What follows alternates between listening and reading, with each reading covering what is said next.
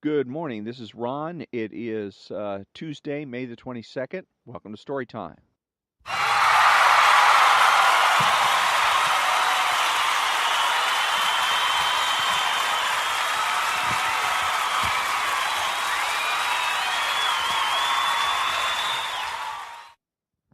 And thank you. I am Ron, your host, and I am the only true conservative in the United States of America. I was wanted to speak this morning about parenting. If I was going to be a politician and I was going to campaign, my campaign, it would be a one-word campaign theme, and that is, oh no, two-word, go back. Most of the problems that we're facing would be best solved by simply going back. Economics, go back to the gold standard.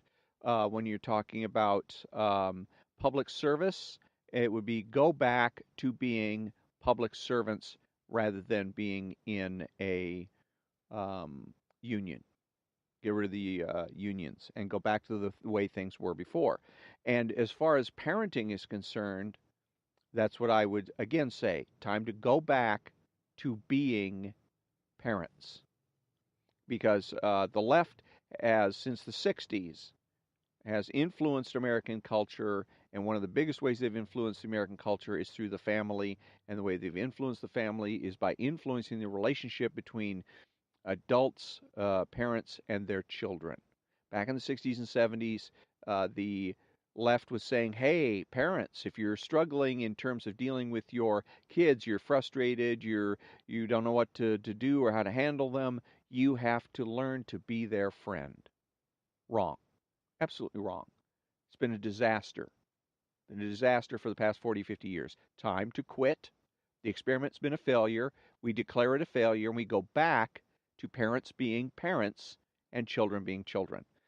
The back in the a couple of days ago when we had the mass shooting, 17-year-old kid got a hold of his daddy's guns. Got a hold of his daddy's guns and went and slaughtered 10 people, 10 children, killed 10 children, and for that he should get the death penalty. His father should be put in jail for the rest of his life with no opportunity for parole. You're leaving your guns around for your kids to get a hold of and either kill themselves, kill somebody else, either by accident or intentionally. You deserve to go to prison for the rest of your life. No parole. Period. End of story. Because you're the parent. You have responsibility. Absolute responsibility for these children. And you have the absolute authority over them. I remember when I was, like a lot of kids today, have their own rooms and they have television sets and they have all BS. Didn't go that way when I was growing up. Most kids, you had your own room. There wasn't that wasn't a big issue, but you didn't have a television set in there. You didn't have your own phone. You didn't have a lock on the door because my parents would say, we need to come into your room for some reason. We're coming in. That's all there is to it. It's our house, and that's it. When you turn 18, you can lock all the doors you want to, but as long as you're a juvenile and you're living in this house, we get into this room anytime we want to. There wasn't even a lock on the bathroom door. You know, you shut the bathroom door and people were expected to knock instead of just coming in, but there was no lock on it. BS. Their attitude is, again, if we need to get in here, we're getting in here. You know, the point is that the kids didn't run the household. The parents did. Parents decided what was going to happen, when it was going to happen, how it was going to happen. If I was depressed and I was in a bad mood, my parents didn't blow that off. You know, they didn't let me get away with going into my room, slamming the door, and disappearing in there for maybe days on end. BS. I was copying an attitude. They got in my face about it. They might let it slide for an hour or two, figuring I'm going to snap out of it. But if I didn't, within a reasonable period of time, they were right there to say what's wrong. And they're not going to take mind your own business or any BS for an answer. They're going to keep hounding me until I discuss the matter with them. That's parenting. That's being a parent. Okay. It's not what your friends would do. Your friends might say, "Hey, you want to talk about it?" And if you kind of rebuff them, they say, "Oh, okay, cool," and go away. But that's not the job of the parents. You're the parents. You got to know what's going on with your kids. It reminds me of the kids that get bullied online and end up committing suicide. And I got to again think, wait a minute, where are the parents here? Where are the parents? Why do they have the kids have their own phones? Why? They have a computer that their own computer, and they get to use it in their own room with the door shut. Why? You got to be a parent. We have to go back to the days where parents were parents, children were children, and parents took care of children. After the kids turn 18 and they want to lock themselves in a room with a computer and play video games all day or whatever they want to do, get on Facebook and allow people to treat them like trash, that's on them. That's their problem. There's not much you can do about that. But when they're kids, the parents have to be parents. We got to go back to that. Okay, so when I come back, I'm going to be reading from the Playboy interviews, and it's a Playboy interview of Ayn Rand. So I'm going to be reading the introduction to that when I come back.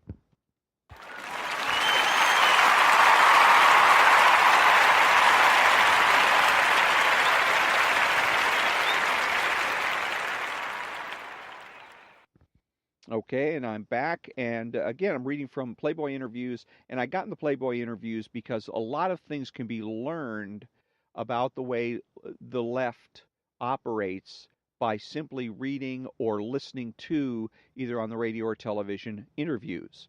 The way people are interviewed. It's very, very revealing. It's full of subtleties and nuances, and if you're fairly well versed in terms of philosophical issues, you pick up on them. Most people don't, and much to their detriment, but you can. Ayn Rand also is a particular. She's kind of fascinating to me because she's brilliant. She was absolutely brilliant, but even she there was limits to her brilliance. She made some very fundamental errors. The most fundamental error that Ayn Rand made was in creating objectivism. Okay, she claims that being objective is objectivity and reality. She defined it as objective reality and subjective reality. Well, that doesn't work. Objective reality is redundant, and subjective reality is a contradiction in terms. So, but the point is that when she created objectivism, she ceased to be objective. Okay, she is now promoting her philosophy. The left, the way because if you think about it, if reality were subjective and everybody has their own world, everybody lives in their own world, then everything would be a matter of opinion, and all opinions would be equal except as to popularity. When Ayn Rand created objectivism, she there was a nod to subjective metaphysics. It was a way of saying, yes, the subjectivists are right. Reality is whatever the majority says it is. And her aim is to make objectivism more popular than any other ism on the planet, such as Hegelianism or Kantianism or Nietzscheism, fill in the blank. The fact of the matter is, philosophy is philosophy. You're a philosopher, you're a philosopher. There's no such thing as what's your philosophy. That's a question that doesn't follow. It's a non sequitur. Now, you can ask a person, what are your philosophical theories? Okay. And, or your philosophical ideas, your philosophical understandings, or what is your philosophical knowledge? What do you know about metaphysics? What do you know about ethics, etc.? You can do that. That makes sense. That's consistent, integral, and influential. So, but anyways, and when the other thing I was thinking is that a lot of times the left will portray, everything is a matter of opinion or whatnot, and so you can go ahead and be subjective about it. This is my world, that's your world. You do your thing, I'll do mine, and that there's no consequences for it, and it's BS, absolute BS. Because I've been there. I've been there. I've been as influenced by American counterculture as everybody else, and I've paid the price for it. I've paid the price in terms of depression and in terms of anxiety and in terms of panic attacks. Absolutely terrifying panic attacks. And I noticed that the more I read of Ayn Rand, the better I felt. I would the the anxiety decreased and has decreased dramatically. Panic attacks have all but ended, and the depression is lifting. So that's also where I'm coming from as far as Ayn Rand is concerned. Now, anyway, so it's interesting. Also, I'd forgotten. I think I'd heard somewhere that Ayn Rand had given an interview to Playboy, and but I'd kind of forgotten about it. And I just happened to get this issue of the 50 greatest or the 50 interviews from done by Playboy magazine, and it had in there, I think it was one of them was Rush Limbaugh, and well, the other one I was reading from the other day was Miles Davis, and pointing out some of the subtleties and nuances again that the interviewer is doing by simply presuming things that shouldn't be presumed, and it's a very powerful thing. It sucks people in, and they start acting and being countercultural, being idealistic, and not even know that they're being sucked in that way or being played. They're being played or being conned, but they don't realize it because it's rather subtle. They might know somewhere in the back of their mind something about this question doesn't seem right. But if you're not well versed in philosophy, you have no way of discovering what that is or how to defeat it. And that's, again, the value of Ayn Rand.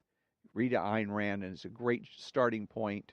There's some other books, the Totem and Icon books called the Introducing series, Introducing Philosophy, Introducing Ethics. They're illustrated nonfiction books. And so they're make things, dealing with weighty subjects much easier because you got a lot of illustrations in them. But anyway, so this is the Ayn Rand interview by Playboy, March 1964. So this is going to be, I'm going to read right now, as a description by the interviewer of a little like of a biographical sketch and a description of Ayn Rand herself. Ayn Rand, an intense, angry young woman of 58, is among the most outspoken and important intellectual voices in America today. She's the author of what is perhaps the most fiercely damned and admired bestseller of the decade, Atlas Shrugged, which has sold 1,200,000 copies since its publication 6 years ago, and has become one of the most talked about novels in the country. Ayn Rand discussion clubs dot college campuses. Professors debate her ideas in their classrooms. More than 2,500 people in 30 cities from New York to Los Angeles attend courses given by the Nathaniel Branden Institute, in which they listen to live speakers and taped lectures expounding the principles set forth in the book. Thousands more subscribe to The Objectivist newsletter, a monthly publication in which Miss Rand and her associates comment on everything from economics to aesthetics. And sales of her previous bestseller, The Fountainhead, have climbed to almost the 2 million mark. That any novel should set off such a chain reaction is unusual. That Atlas Shrugged has done so is astonishing. For the book, a panoramic novel about what happens when the men of the mind go on strike, is 1,168 pages long. It is filled with lengthy, sometimes complex philosophical passages, and is brimming with as many explosively unpopular ideas as Ayn Rand herself. Despite this success, the literary establishment considers her an outsider. Almost to a man, critics have either ignored or denounced the book. She's an exile among philosophers, too, although Atlas is as much a work of philosophy as it is a novel. Liberals glower at the very mention of her name, but conservatives too swallow hard when she begins to speak. For Ayn Rand, whether anyone likes it or not, is sui generis, indubitably, irrevocably, intransigently individual. She detests the drift of modern American society. She doesn't like its politics, its economics, its attitudes towards sex, women, business, art, or religion. In short, she declares with unblinking immodesty, I am challenging the cultural tradition of 2,500 years. She means it. A dark haired woman with penetrating brown eyes and a computer quick mind, Ayn Rand was born to the family of a small businessman in St. Petersburg, Russia, where she lived through the Soviet Revolution.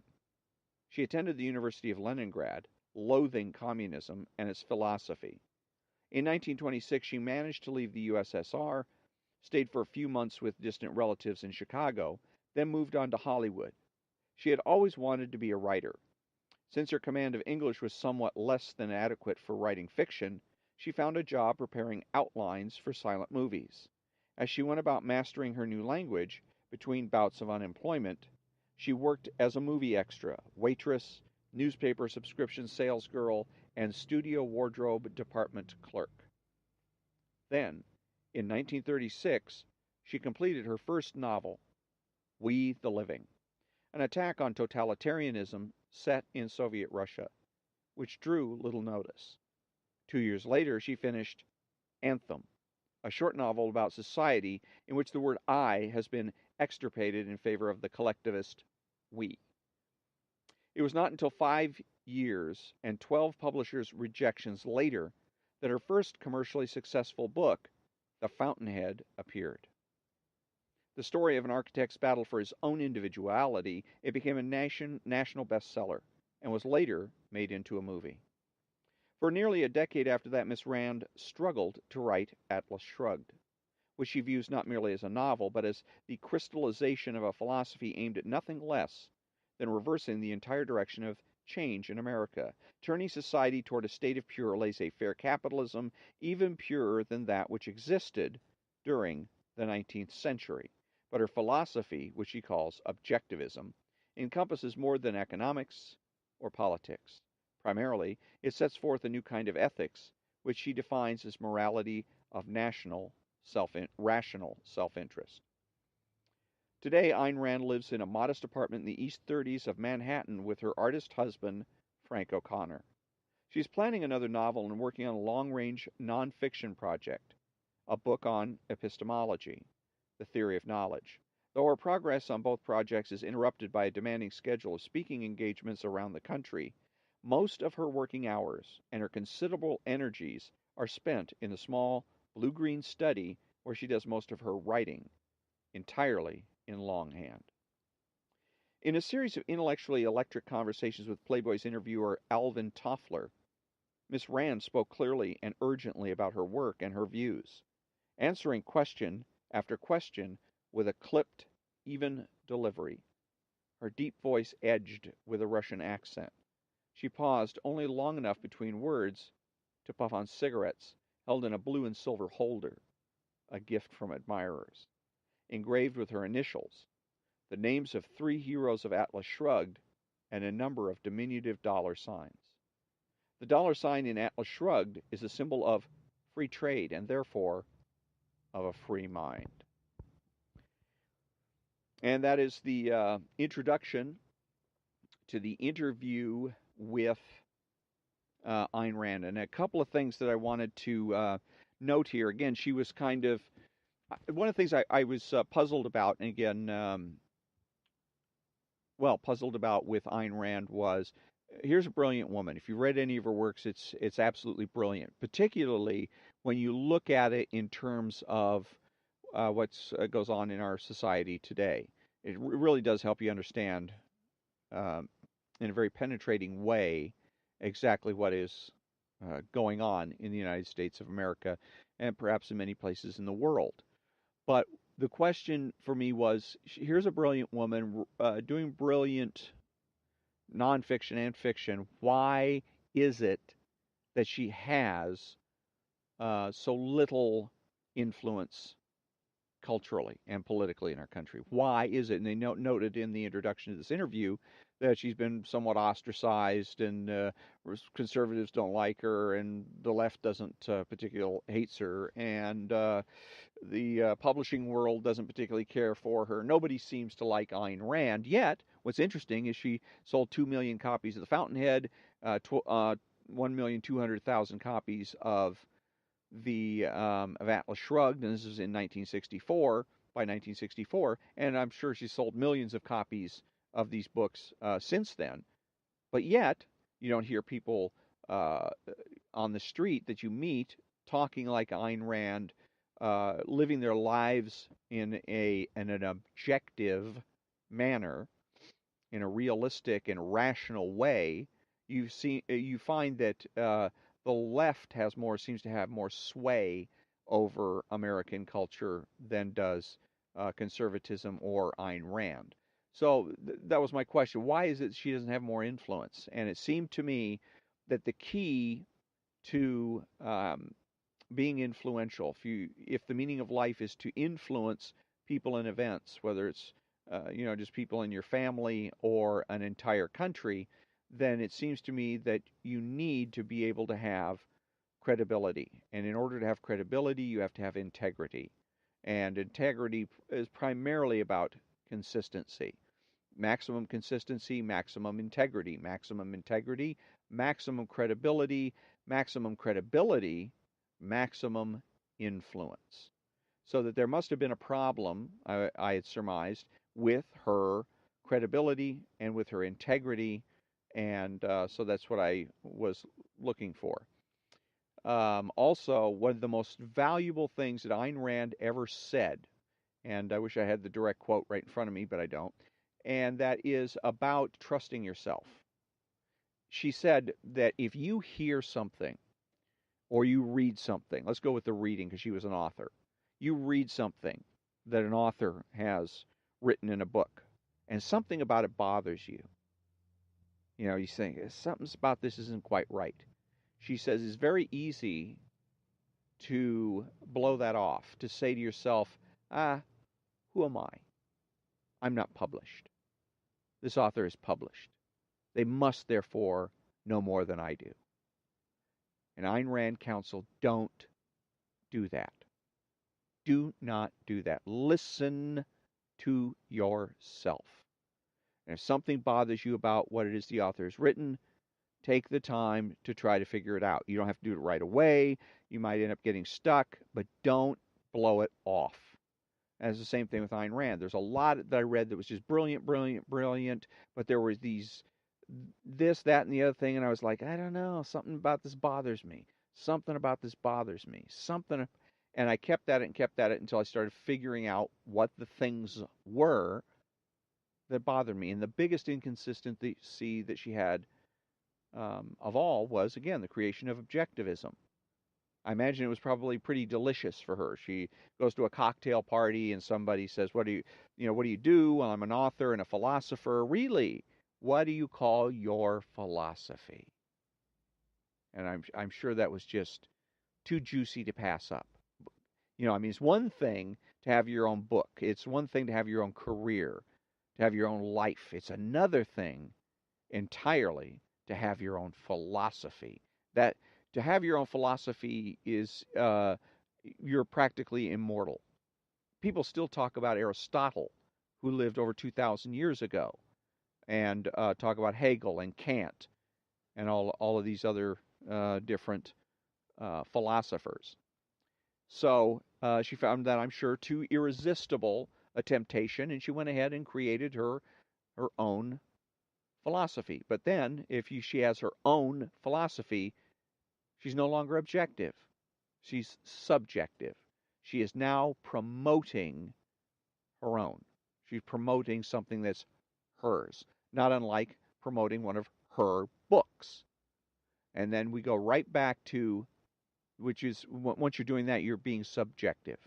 So there's a contradiction there. How can you, on the one hand, promote reality, to say existence is primary, consciousness is secondary, but then come out and say, oh, by the way, I have my own philosophy. So afterward, all the word philosophy means love of wisdom. So there isn't my love of wisdom, your love of wisdom, somebody else's. It's all the same. Metaphysics is metaphysics is metaphysics. Now, you can have certain theories, arguments, ideas within philosophy that are metaphysical, ethical, epistemological, also known as criteriological, aesthetic, etc. You can have different theories and ideas, and even theories or ideas, but the having your own, have something it belongs to you, is out. It just doesn't work. So that was one of the big contradictions with her. So if you can, once you figured that out, then you can figure, because she's on the right track.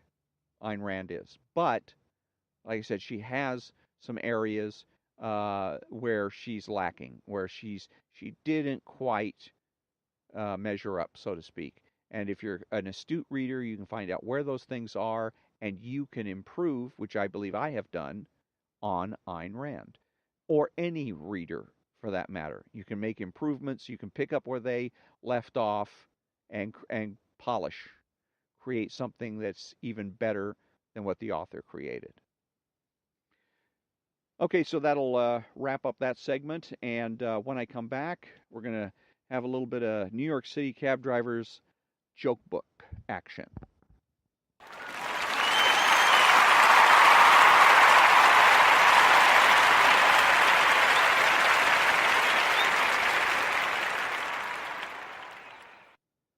Okay, I'm back, and again, I'm going to be reading from the New York City Cab Driver's Joke Book by Jim Peach. So, a heavy-set man got into my cab carrying a guitar case. He was going to a theater, so I asked him if he was playing in the show's orchestra, and he said he was. So we started talking, and I told him which shows I had played. We then started exchanging musician jokes. He told me this one. In the Old West, a wagon train is crossing the plains. As night falls, the wagon train forms a circle, and a campfire is lit in the middle. After everyone has gone to sleep, 2 lone cavalry soldiers stand watch over the camp. After a while, they hear war drums start beating from a nearby Indian village that they had passed earlier in the day. The drums get louder and louder. Finally, one soldier turns to the other and says, "I don't like the sound of those drums." Suddenly, they hear a cry come from the Indian camp. "It's not our regular drummer." I told the guitarist a couple more jokes, then he told me this one. 2 women are talking. One says to the other, "Say, you were going to go out with a French horn player. Did that ever happen?" "Yeah," says the other woman, "it did." "I remember you were really looking forward to it. How did it go?" said the first woman. "Well," says the other woman, "it went fine, and he's a really nice guy, but there's one major problem." "Oh," says the first woman, "what's that?" "You see," says the second woman, "every time he kisses me, he wants to shove his fist up my ass." A man once said to me, "My penis is 4 inches. Now, some women like it, but some women don't like it that wide." 2 90-year-old Jewish men, Mo and Sam, have been friends all their lives. Well, it seems that Sam is dying, so Mo comes to visit him. "Sam," says Mo, "you know how we've been, you know how we have both loved baseball all our lives. Sam, you got to do me one favor. When you go, somehow you've got to tell me if there's baseball in heaven." Sam looks up at Mo from his deathbed and says, "Mo, you've been my friend many years. This favor I'll do for you." And with that, Sam passes on. It's midnight a couple of nights later. Mo is sound asleep when a distant voice calls out to him. "Mo." "Who is it?" Mo wakes up suddenly. "Who is it?" "Mo, it's Sam." "Come on, you're not Sam. Sam died." "I'm telling you," insists the voice. "It's Sam." "Sam, is that you?" Where are you? I'm in heaven, says Sam. And I've got to tell you some good news and some bad news. Tell me the good news first, Mo says. The good news, Sam tells him, is that there is baseball in heaven. Really, says Mike? That's wonderful. But what's the bad news? The bad news, says the voice, is that you're pitching Tuesday. And with that, we wrap up another episode of Story Time. Thank you very much for joining me, and until next time, have a great day.